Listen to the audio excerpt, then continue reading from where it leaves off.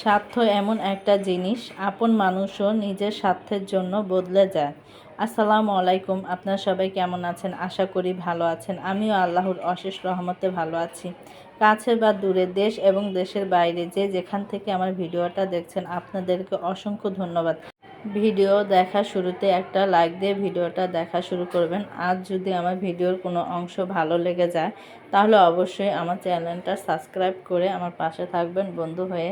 সকালবেলা নাস্তা খাওয়া দিয়ে স্টার্টটা করলাম ভিডিও, কারণ এখন আমি নাস্তা খেয়ে চলে যাব ছেলের স্কুলে টিফিন দেওয়ার জন্য। এই তো রেডি হয়ে বেরিয়ে পড়েছি, রাস্তায় কিন্তু চলে এসেছি।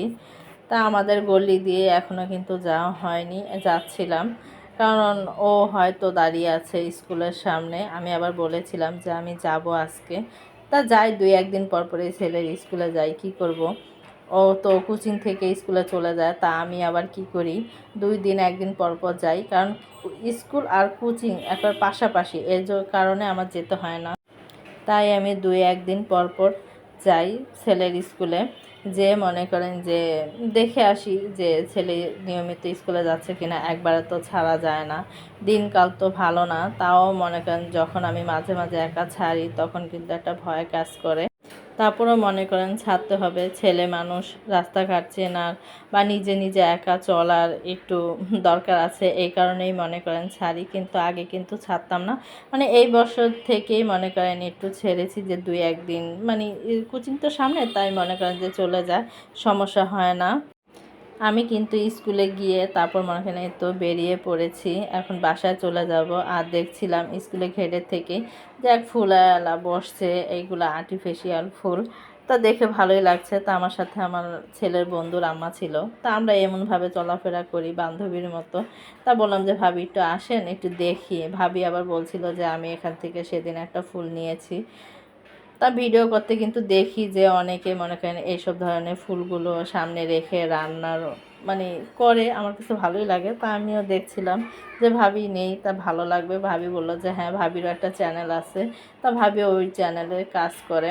তা ভাবি বললো যে আমি নিয়েছি, আপনি একটা নেন, ভালো লাগবে। তা আমিও আবার একটা নিলাম এখান থেকে। তার লোকটা মনে করেছে যে আমি জানি কয়টা নিই, এক এক করে অনেকগুলো মনে করেন যে এই ফুলগুলো বের করছিল। তা দেখছিলাম, আমি তো আর জানি না। ওর লোকটা বলল যে আপনি কয়টা নেবেন, আমি বললাম যে একটাই নিব। পরে বলতেছে ও, আমি তো মনে করেছি কয়েকটা নেবেন। পরে আমি বললাম যে না ভাই, একটাই নেব, কারণ আমার ঘরে আছে অলরেডি আরও 2-3টা ফুল আছে। তাই এগুলো মনে করেন রান্নার কাজে ব্যবহার করব, মানে সামনে রেখে, এই কারণেই।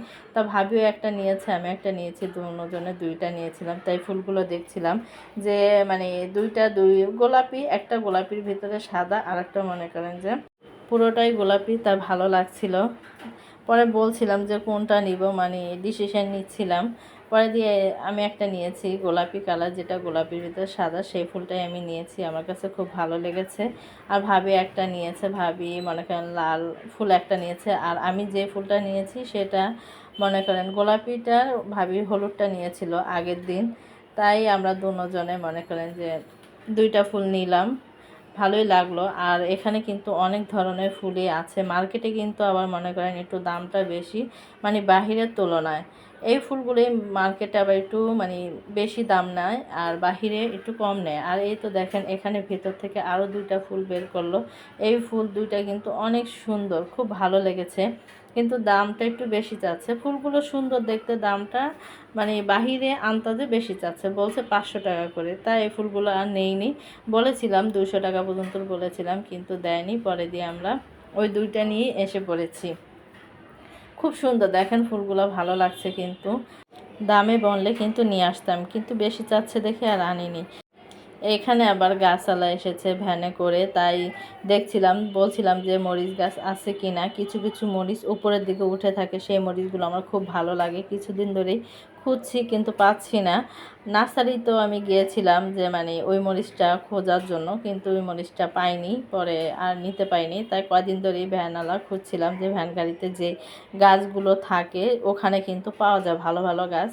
তা এখানেও দেখলাম পাইনি, চাচাটার কাছে খুব অল্প গাছ ছিল।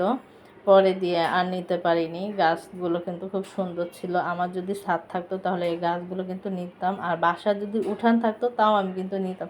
আমার গাছ খুব ভালো লাগে, গাছপ্রেমিক একটা মানুষ, কিন্তু কি আমার মনে করেন ছাদও নেই, তারপর বাসার উঠানও নেই, এই কারণে আর নিতে পারি না। আর বারান্দা তো এত গাছ লাগানো যায় না। আর এখানে দেখেন, দেখছিলাম যে হিজাব ওড়না নিয়ে বসেছে রাস্তার ফুডের সামনে, আর এটা তো মনে করেন আমাদের এলাকার মিনা বাজার। আর এখানে দেখেন মানে কুকুরগুলো এইভাবে শুয়ে আছে, তা আমি আর ভাবি বলছিলাম, এখানে 4-5টা কুকুর, বলছিলাম যে ভাবি মিনা বাজারে এসির মানে বাতাস খাচ্ছে আর ঘুমাচ্ছে, তা হাসাহাসি করলাম। ভাবিকে নিয়ে আজকে বাসায় এসেছিলাম একটু মোবাইলের দরকারি কাজে, তা এখন বাসায় যাচ্ছিলাম আমাদের এখান দিয়ে। আর কি বলবো, হাঁটা যাচ্ছে না, এই পাশ দিয়ে ওই পাশ দিয়ে রিক্সা আসছে, এমন একটা অবস্থা।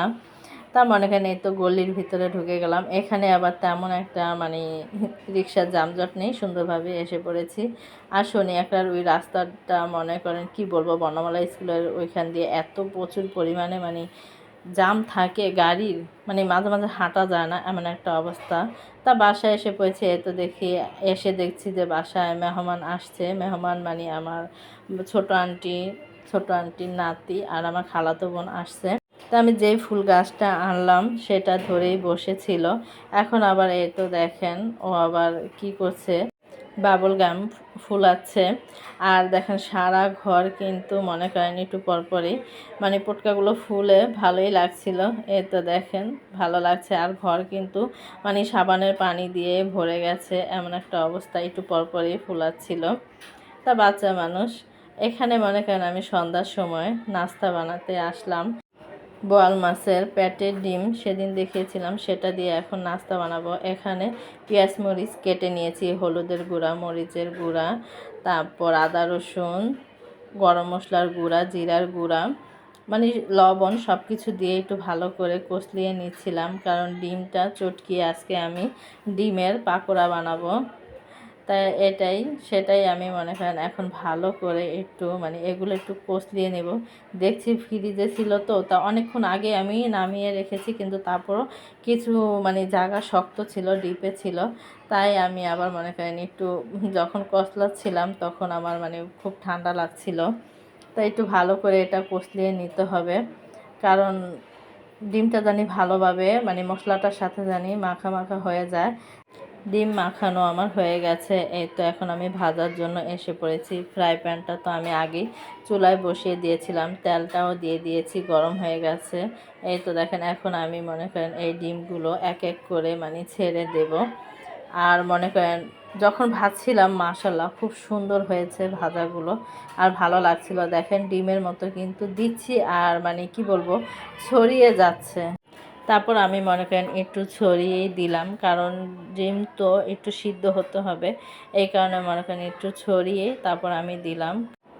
এই তো সবগুলোই দিয়ে দিয়েছি। আর ফ্রাই প্যানটা বড় তো মনে করেন যে বড় করেই দিয়েছি, ছোট হলে কিন্তু আরও বেশি দেওয়া যেত, কিন্তু একটু বড় বড় করেই ভেজে নিচ্ছি, কারণ ছোট করেই দিতে চেয়েছিলাম।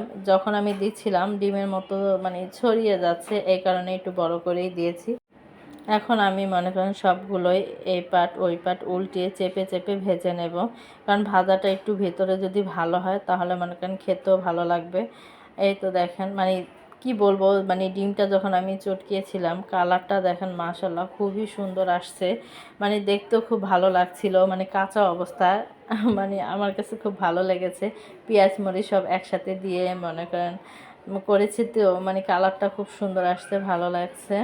আর এখানে কিন্তু দেখেন আমি উল্টিয়ে পাল্টিয়ে চেপে চেপে ভেজে নিচ্ছিলাম, কারণ ভিতরে জানি কাঁচা না থাকে।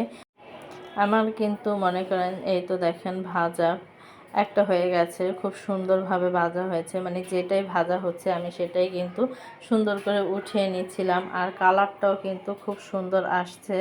অনেক ডিম ভাজলে কিন্তু এমন কালার আসে না, কিন্তু আমার এই ডিমে মানে আমি এই বোয়াল মাছের ডিমটা কখনো খাইনি, কখনো আমি দেখিও নি, তাই ভালো লাগছিল। মানে প্রথম তো মনে করেছি যে ইলিশ মাছের ডিম এনেছে, কিন্তু পরে দিয়ে শুনি যে এটা বোয়াল মাছের ডিম। তা আলহামদুলিল্লাহ দেখেন খুব সুন্দরভাবে কিন্তু আমার ভাজা হয়ে গেছে।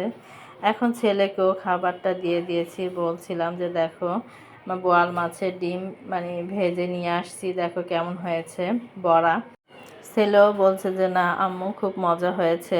মানে আমি অনেক ধরনের মশলা দিয়েই এই ডিমটা ভেজেছি, জানি ডিমের একটা মানে গন্ধ আসে, সেই গন্ধটা জানি না আসে, এই কারণে মনে করেন আমি অনেক কিছু দিয়ে মানে মশলা দিয়ে ভেজেছি। তা আলহামদুলিল্লাহ খুবই মজা হয়েছে।